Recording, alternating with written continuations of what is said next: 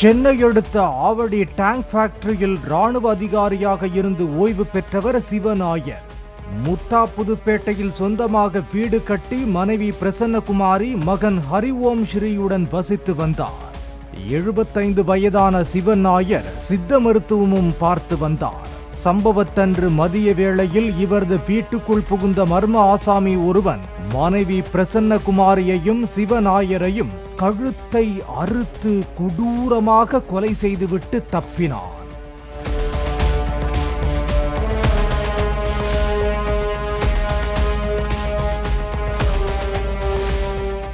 இந்த சம்பவம் தொடர்பாக விசாரித்த ஆவடி காவல் உதவி ஆணையர் அன்பழகன் தலைமையிலான போலீசார் அந்த பகுதிகளில் உள்ள சிசிடிவி காட்சிகளை ஆய்வு செய்த போது அதே பகுதியில் உள்ள ஹார்ட்வேர்ஸ் கடையில் வேலை பார்த்த மகேஷ் என்ற 20 வயது ராஜஸ்தான் இளைஞனை இரத்தக்கரை படிந்த ஆடையுடன் கைது செய்தனர்.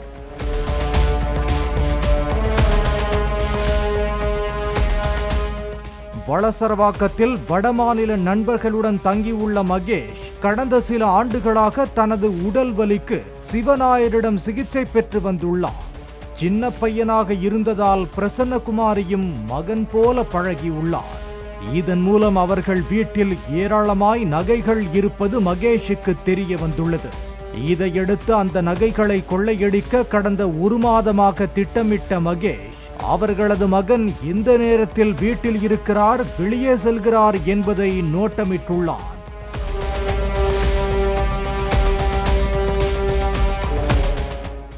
இருபத்தைந்து நாட்களுக்கு முன்பு வீட்டிற்குள் சென்ற மகேஷின் நடவடிக்கை சந்தேகத்திற்கிடமாக இருப்பதாக பிரசன்னகுமாரி தனது மகனிடம் தெரிவித்துள்ளார்.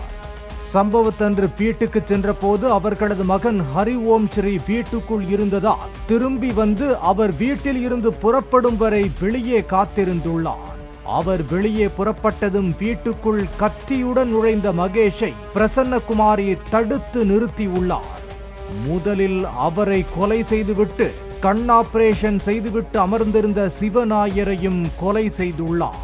பீரோவை தேடிச் செல்வதற்குள்ளாக வெளியே அவர்களது மகன் இருசக்கர வாகனத்தில் வரும் சத்தம் கேட்டதும் சுவர் ஏறி குதித்து தப்பிச் சென்றதாக கூறப்படுகிறது.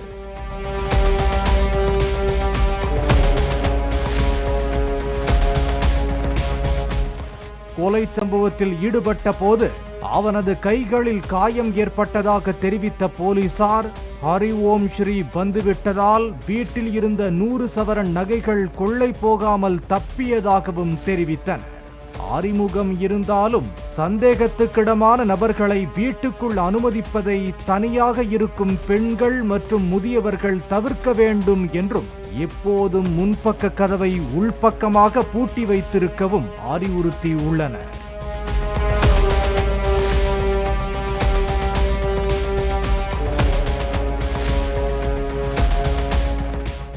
பாலிமர் செய்திகளுக்காக செய்தியாளர் கதிரவன் மற்றும் வேல்ராஜ்.